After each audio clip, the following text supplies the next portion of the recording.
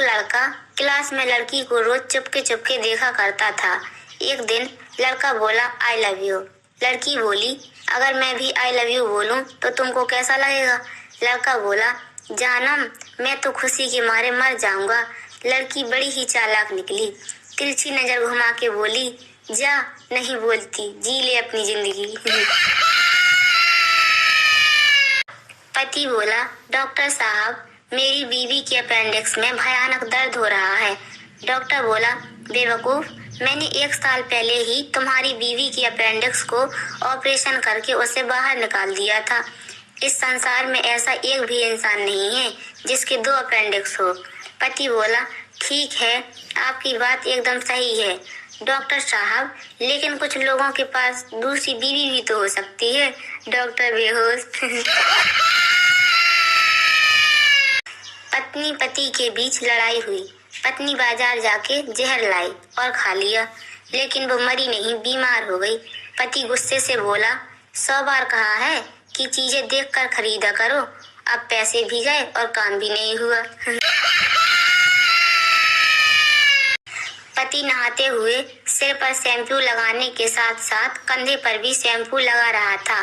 पत्नी बोली पागल हो गए हो क्या, शैम्पू कंधे पर क्यों लगा रहे हो? तभी पति बोला पागल तू, तेरा बाप अनपढ़ जाहिल गवार, पता है शैम्पू कौन सा है? Head and shoulder. लड़का लड़की देखने गया, उनको बात करने के लिए अकेले में बैठा दिया गया। तभी लड़की डरते डरते बोली भैया आप कितने भाई बहन हो? लड़का बोला अभी तक तो 3 थे, लेकिन अभी अभी 4 हो गए। पति बोला अगर मुझे लॉटरी लग जाए तो तुम क्या करोगी? पत्नी बोली आधे पैसे लेकर हमेशा के लिए मायके चली जाऊंगी, मैं भी खुश और आप भी खुश। तभी पति बोला 20 रुपए की लॉटरी लगी है, ये ले 10 रुपए और निकल जा। संता बोला अरे ये तेरे हाथ पैर कैसे टूट गए?